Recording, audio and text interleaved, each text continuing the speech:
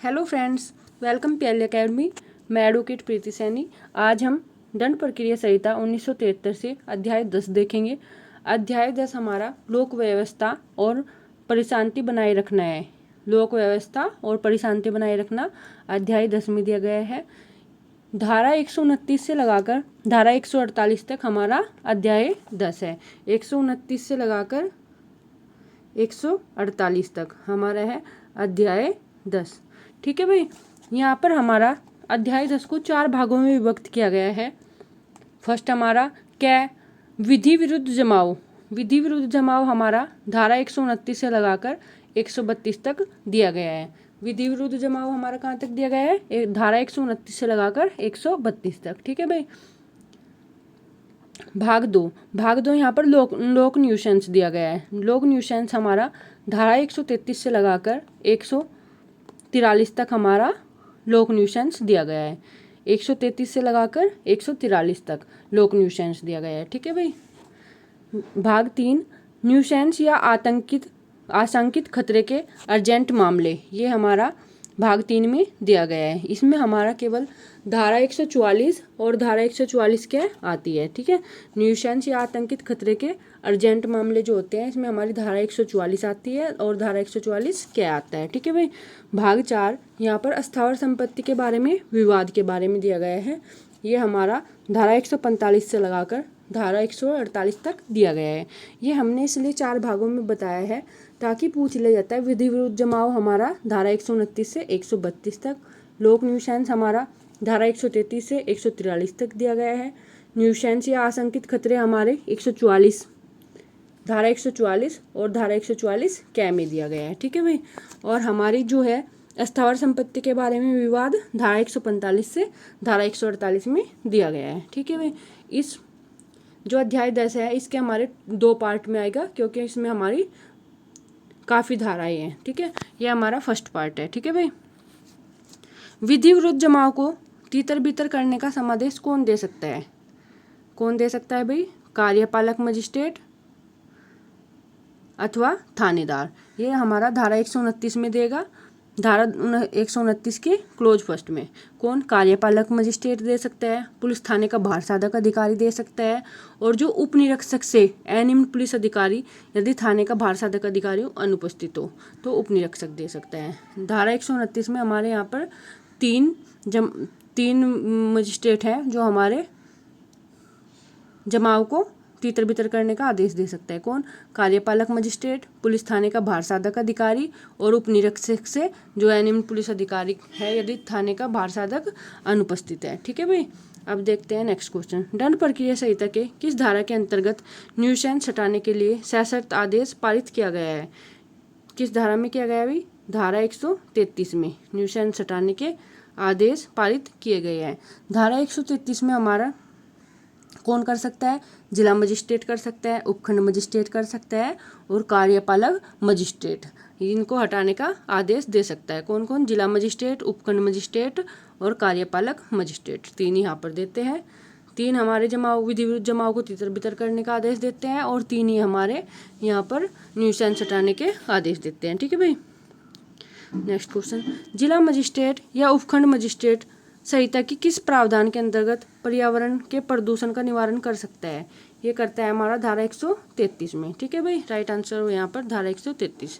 Next question. किसी वाद में यह भी निर्धारित किया गया है कि दंड प्रक्रिया संहिता की धारा 144 के अंतर्गत दिए गए आदेश पर मूल अधिकार के उल्लंघन होने पर याचिका दायर किया जा सकता है। ये दिया गया है हमारा गुलाम अब्बास बनाम उत्तर प्रदेश राज्य में। ठीक है भाई।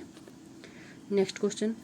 धारा 145 दंड प्रक्रिया संहिता के अंतर्गत कार्यवाहियों के उद्देश्य शांति भंग के खतरे का निवारण करना, न्याय की सर्वोत्तम निर्धारण करना है। ये हमारा किस केस में कहा गया है? ये हमारा कहा गया है भारत संघ बनाम अजीबुत्रा खातून के वाद में। ठीक है, ये हमारे दोनों इंपॉर्टेंट केस है, भारत संघ बनाम अजीबुत्रा खातून और गुलाम अब्बास बनाम उत्तर प्रदेश राज्य। ठीक है। Next,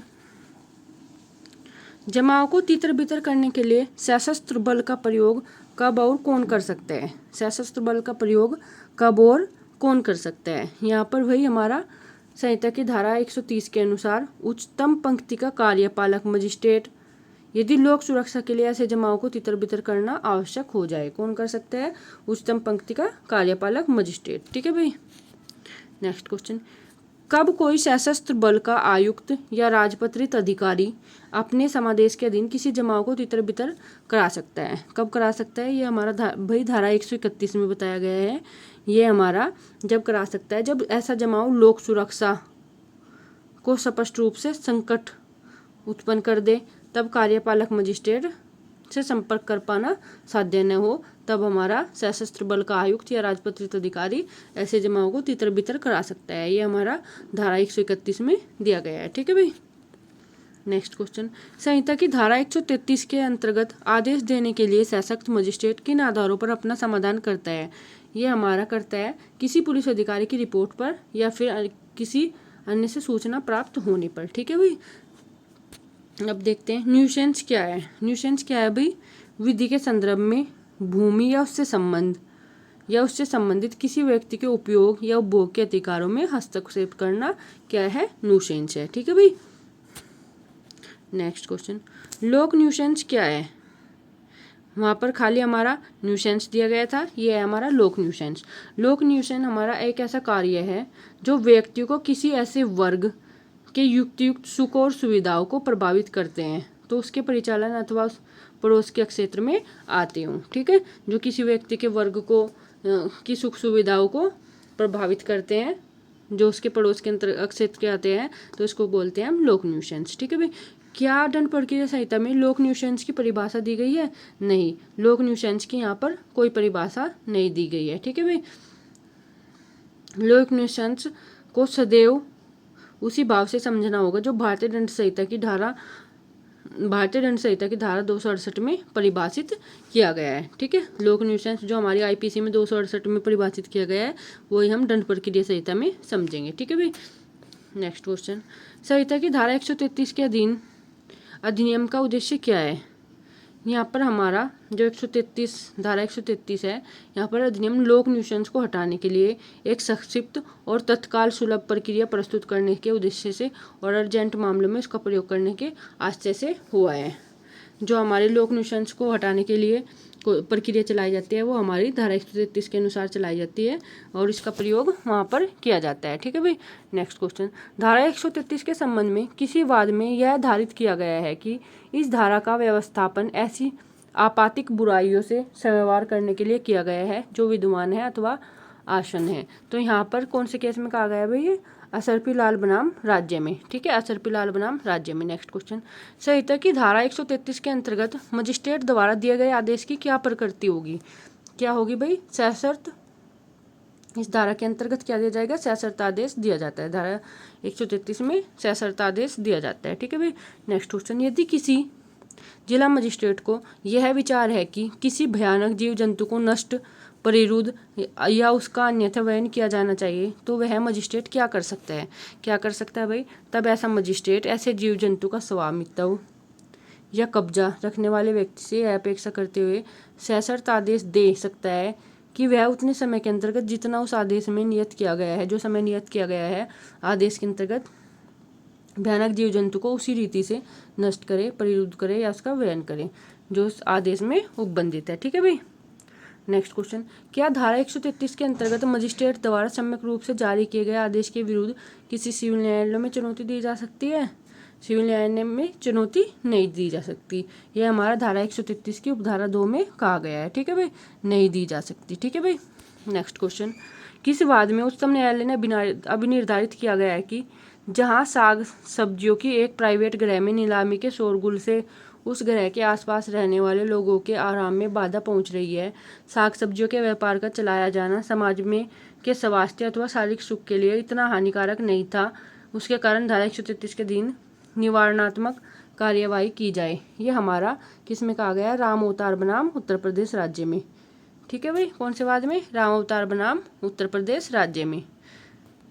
next question, Govind Singh बनाम शांति स्वरूप के वाद में उच्चतम न्यायालय ने क्या अवधारित किया गया है? यहाँ पर जहाँ बेकरी के लिए चिमनी भट्टी का निर्माण किया जा रहा था और चिमनी लोक स्थान पर अतिक्रमण कर रही थी और जीटी रोड पर धुआं उगलकर लोगों के स्वास्थ्य को प्रभावित कर रही थी, तो यह यहाँ पर व्यापक पैमाने पर जनता के स्वास्थ्य और उसकी सुरक्षा के लिए खतरा पैदा कर रही थी, तो उस पर रोक लगा दी थी। एक चिमनी लगाई गई थी जीटी रोड पर, उसका धुआं लोगों के स्वास्थ्य को प्रभावित कर रहा था, तो इस पर उच्चतम न्यायालय ने रोक लगा दी थी इसके निर्माण पर। ठीक है भाई। नेक्स्ट क्वेश्चन, नगर पालिका परिषद रतलाम बनाम विरदी चंद के बाद में उच्चतम न्यायालय ने क्या कहा है। यहाँ पर कहा गया है कि मल त्यागने और शौचालयों के निर्माण के संदर्भ में न्यायपालिका की वित्तीय असमर्थता कर्तव्य से इनकार के लिए कोई प्रतिरक्षा नहीं है। ठीक है भाई। नेक्स्ट क्वेश्चन, संहिता की धारा 133 में मजिस्ट्रेट द्वारा दिए गए सशर्त आदेश का पालन करने में असफल रहने का क्या परिणाम होता है। जो यहाँ पर धारा 133 में मजिस्ट्रेट ने सशर्त आदेश दिया गया है, तो यहाँ पर धारा 136 के अनुसार यदि ऐसा व्यक्ति दिए गए आदेश का पालन करने में असफल रहता, जो आदेश दिया है, तब भारतीय दंड संहिता की धारा 188 में उसके लिए विदंड का भागी होगा और आदेश अंतिम कर दिया जाएगा। धारा 188 में आईपीसी की धारा 188 के अनुसार दंड का भागी होगा और आदेश अंतिम कर दिया जाएगा। ठीक है भाई। नेक्स्ट क्वेश्चन, संहिता की धारा 137 में जहां वह व्यक्ति जिसके विरुद्ध धारा 133 के अंतर्गत आदेश दिया गया है लोक अधिकार के अस्तित्व से इनकार करता है, तो मजिस्ट्रेट वहां पर क्या करेगा भाई। ऐसी स्थिति में मजिस्ट्रेट ऐसे इनकारी की जांच करेगा। क्या करेगा, जो इनकार किया है उसकी जांच करेगा और इनकार के समर्थन में कोई विश्वसनीय साक्ष्य है तो कार्यवाही को तब तक के लिए क्या कर देगा, रोक देगा, जब तक ऐसे अधिकार के अस्तित्व का मामला सक्षम न्यायालय द्वारा निश्चित नहीं किया जाता। इनकारी की जांच करेगा और जब तक ऐसा कोई साक्ष्य नहीं मिल जाता तब तक उस कार्यवाही को रोक देगा। ठीक है भाई। नेक्स्ट क्वेश्चन, जिस व्यक्ति के विरुद्ध धारा 133 के अधीन आदेश दिया गया है हाजिर होकर आदेश के विरुद्ध कारण दर्शित करता है, तो मजिस्ट्रेट क्या प्रक्रिया अपनाएगा। यहाँ पर ऐसी स्थिति में मजिस्ट्रेट उस प्रकार साक्ष्य लेगा जिस प्रकार समन मामले में लिया जाता है। कैसे लेगा, जैसे यहाँ पर हमारा समन मामले में लिया जाता है। ठीक है भाई। नेक्स्ट, संहिता की धारा 129 में 139 में क्या उपबंध किया गया है। 139 में क्या उपबंध किया गया है। इस धारा में स्थानीय अन्वेषण के लिए निर्देश देने और विशेषज्ञ की परीक्षा करने के लिए मजिस्ट्रेट की शक्ति दी गई है। क्या दिया गया है, स्थानीय अन्वेषण के लिए निर्देश देना और विशेषज्ञ की परीक्षा के लिए शक्ति दी गई है। ठीक है भाई।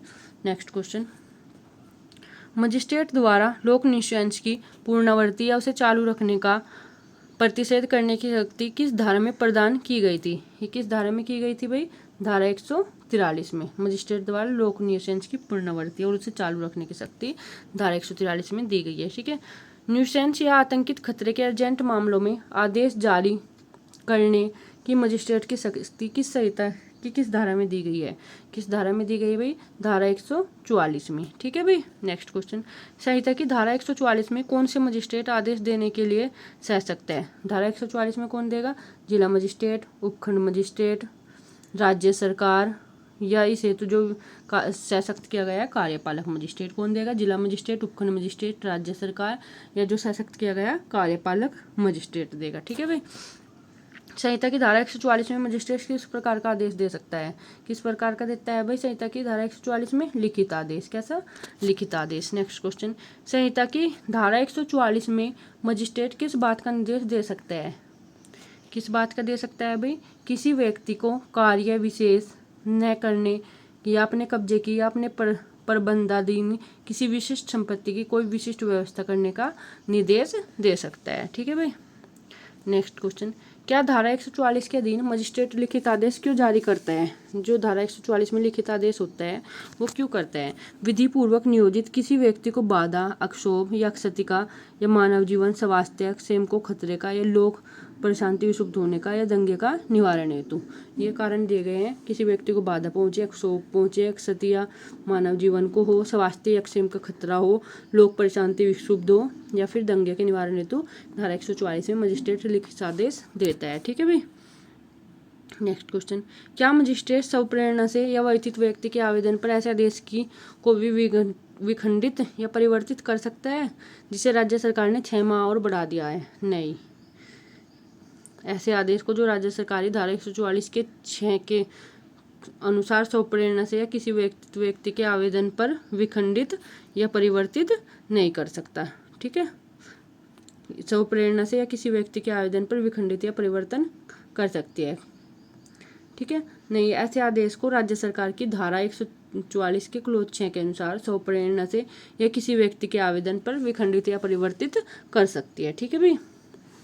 नेक्स्ट क्वेश्चन, धारा 144 के संबंध में आचार्य जगदीश रावनंद अवधूत बनाम पुलिस कमिश्नर कलकत्ता के वाद में क्या कहा गया है। यहाँ पर धारा 144 अत्यावश्यक परिस्थितियों के लिए और उसे सामान्यतः प्रयोग नहीं किया जा सकता। इस धारा के आदेश के समय सीमा समाप्ति पर उसकी समाप्ति हेतु पुनः आदेश का जारी किया जाना आवश्यक नहीं है, ये कहा गया है। ठीक है भाई। नेक्स्ट क्वेश्चन, किस प्रकरण में यह आधारित किया गया है कि धारा 144 के अंतर्गत अत्यंत सामान्य परिस्थिति में आदेश जारी किया गया है तो कोर्ट में चुनौती दी जा सकती है, अन्यथा नहीं। ऐसी चुनौती अनुच्छेद 32 के अधीन सुप्रीम कोर्ट और अनुच्छेद 226 के अधीन उच्च न्यायालय में होगी। ये हमारा बहुत इंपॉर्टेंट केस है, मधुलिम बनाम SDM मुंगेर। ठीक है। इस वाद में कहा गया है कि यदि अत्यंत धारा 144 के अंतर्गत अत्यंत सामान्य परिस्थिति में आदेश जारी किया गया है तो कोर्ट में चुनौती दी जा सकती है, अन्यथा नहीं। अनुच्छेद 32 के अधीन सुप्रीम कोर्ट में और 226 के अनुसार उच्च न्यायालय में। यह हमारा कहा गया है मधुलिम बनाम SDM मुंगेर। ठीक है भाई। आज की वीडियो हम यही समाप्त करते हैं। इसके नेक्स्ट पार्ट में हम नेक्स्ट देखेंगे। ठीक है भाई, क्योंकि हमारी बहुत लंबी वीडियो हो जाएगी और इसमें हमारी अध्याय 10 में काफ़ी धाराएं हैं तो इसके 2 पार्ट बनाने पड़ेंगे। ठीक है भाई। अगर आपको वीडियो पसंद आई हो लाइक शेयर सब्सक्राइब कर देना। ठीक है। Thank you.